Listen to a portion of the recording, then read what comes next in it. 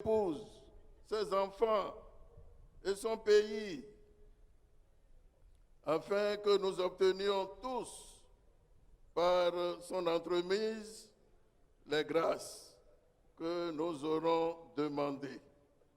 Seigneur, appelez votre enfant au repos éternel et que la lumière qui ne s'éteint plus luise sur lui. Amen.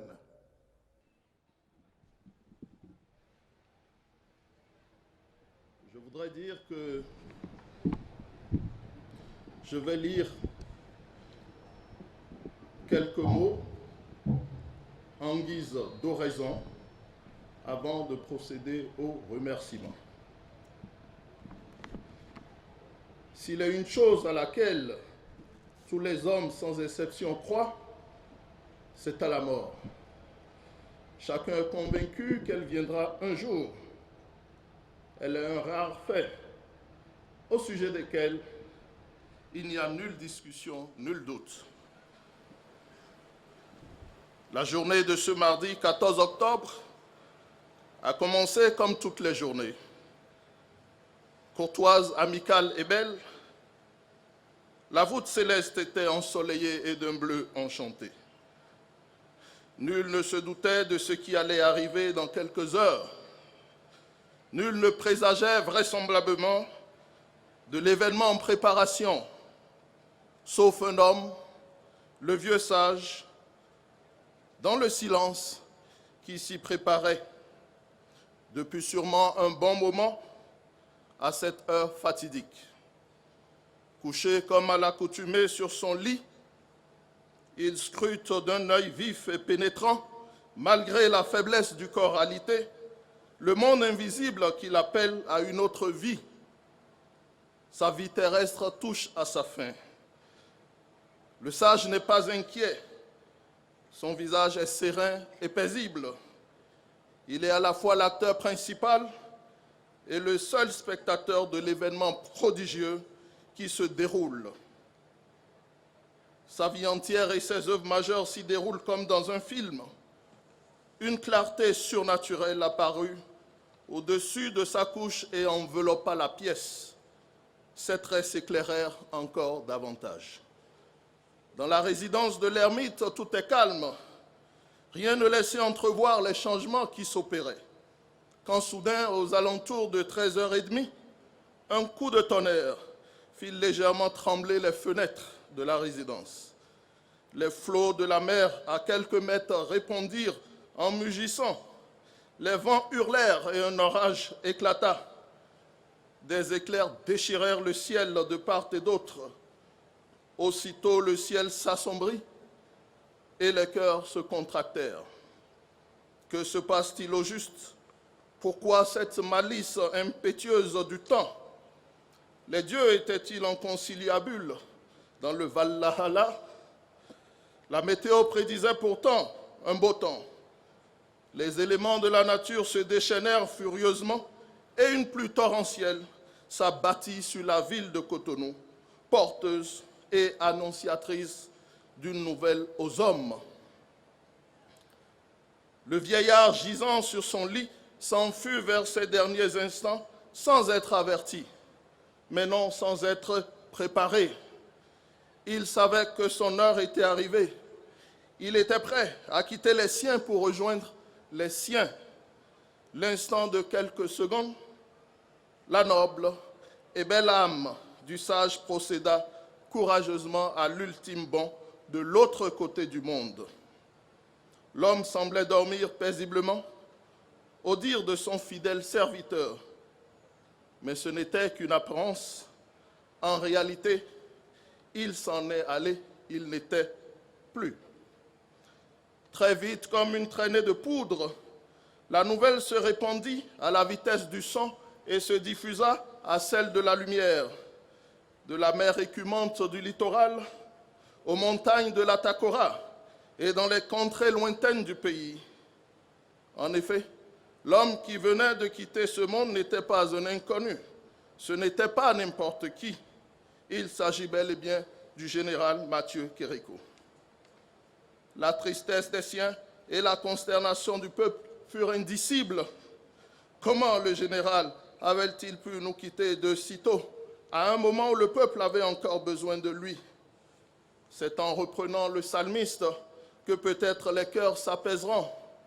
Je voudrais crier haut et fort comme David, vous tous, peuple, battez et acclamez tous des mains, et poussez vers Dieu des cris de joie, car l'Éternel, le Très-Haut, est redoutable et magnifique. Il est grand roi sur toute la terre. Il est le seul et unique souverain. Il a donné et il a repris. Chers invités, bonne arrivée. Merci d'être venus et d'avoir répondu massivement à l'appel du président de la République, le docteur Boni Yayi. Mes frères et moi, nous vous présentons la précieuse dépouille de celui qui fut votre président de 1972 à 1991 et de 1996 à 2006. Ici, gît donc et repose douillettement dans ce cercueil préparé à cet effet le précieux corps terrestre de notre bien-aimé et regretté père, le général Mathieu Tcha Kérékou. Que la bénédiction de Dieu repose sur lui. Est-il besoin de le rappeler, peut-être exceptionnellement pour la circonstance aujourd'hui, que le chef de famille Kérékou, le patriarche de la fratrie Kérékou, est aussi le père de nombreux citoyens béninois et africains qui clament haut et fort leur filiation. Depuis que le respectable, vénéré et sage s'en est allé, le continent africain est en émoi. Qu'attendez-vous donc de la famille? Qu'espérez-vous entendre en ce jour, si ce n'est que silence, méditation et contemplation? Que voulez-vous voir d'autre? Sa vie simple, son parcours exceptionnel et son œuvre ne parlent-ils pas d'eux-mêmes? Tel un artiste qui nous parle et qu'on ressent à travers son œuvre. Ne voyez-vous pas la tristesse, le chagrin et la peine qui se lisent sur nos visages? Depuis le 14 octobre, nous portons le deuil. Mais ce deuil n'est pas seulement le nôtre, il est le vôtre aussi. Ce deuil est national. En témoigne d'ailleurs votre présence massive, à laquelle peut s'expliquer par la fonction suprême que le décédé a occupée, ses qualités intrinsèques reconnues et surtout le sacrifice énorme qu'il a dû consentir pour le bien-être de tous. Il n'est l'ombre d'un doute que notre regretté Père, que Dieu le comble de sa grâce, a sacrifié sa vie pour son peuple. Ce sacrifice fut immense, incommensurable, à la mesure des exigences et des défis auxquels il était confronté, exigences et défis de son temps. Ce n'est ni suffisance ni vanité déplacée si nous déclarons en ce jour, si nous osons déclarer en ce jour, que le général s'est sacrifié au prix de sa propre vie, cette vie qu'il a courageusement offerte à ce pays qu'il a tant aimé de tout son cœur et de toute son âme. Nous, ses enfants, avions partagé cette douleur, ses inhibitions, ses inquiétudes, ses angoisses, sa souffrance, d'une manière ou d'une autre. Nous avions fièrement porté ce fardeau sans bougonner, car nous avions l'intime conviction qu'il faisait œuvre utile pour la nation et qu'il était sur le chemin de l'accomplissement de son destin. La vie de notre regretté Père, que Dieu ordonne aux anges de lui ouvrir son royaume, nous interpelle à un examen de conscience des plus rigoureux et nous appelle à revisiter l'histoire de notre cher pays. La sagesse populaire ne nous enseigne-t-elle pas ceci? Lorsque tu ne sais pas où tu vas, il faut savoir d'où tu viens. C'est le moment idéal de procéder donc à un examen de conscience individuellement, comme il aimait si tant à nous le dire, et aussi à une restitution de nos valeurs républicaines. Toute la vie du général était recherche constante de paix et de concorde. Il n'est pas étonnant qu'il ait atteint déjà ici-bas la félicité. Puissions-nous aspirer, nous Béninois, de toute notre force à cette paix. Le général, pour y arriver, a dû renoncer à lui-même au profit de son peuple. Cette renonciation de soi dont il a fait preuve est en fait la plus grande leçon d'humilité et de sagesse. L'abnégation dont il a fait preuve constitue à la fois sa force et le véritable legs qu'il laisse à la postérité. Quel bel exemple! Pouvoir renoncer à soi-même pour l'autre, pouvoir se donner à l'autre, ce n'est pas donner à tout le monde. Imparfait, il était assurément, comme tout homme, mais un modèle, il le restera. à jamais. Le général avait l'art et le secret d'éduquer par et dans le silence. Son immense sacrifice ne doit pas rester vain. Il doit être le ciment de notre union définitive du nord au sud, de l'est à l'ouest. Ce sacrifice nous engage vis-à-vis de nos familles respectives, vis-à-vis du peuple et vis-à-vis de Dieu. Ce sacrifice est devenu à la fois le flambeau qui nous éloigne à jamais des voies obscures et le socle sur lequel nous devons désormais vaillamment construire l'avenir. Par conséquent, la meilleure et juste manière d'honorer l'homme et de lui témoigner notre respect, notre affection et notre amour, c'est de nous appuyer fermement sur ce socle et de maintenir haut le flambeau qui nous illumine et qui impose de la part des autres peuples africains respect et admiration. À partir d'aujourd'hui, utilisons la douleur qui nous étreint pour démontrer à la face du monde que nous sommes un peuple comblé, un peuple béni, un peuple élu, un peuple responsable. Car nous, Béninois, avions eu ce privilège, cette grâce d'accueillir un éminent être, un homme exceptionnel, un soldat de la paix, un artisan de l'unité nationale, un partisan de la non-violence, un apôtre de la morale et un précurseur de l'humanisme universel. En outre, le meilleur hommage qui puisse être rendu à cet homme est de nourrir, d'entretenir cette aspiration constante et inassouvie au plus profond de nous-mêmes, à la paix. Félicité des bienheureux.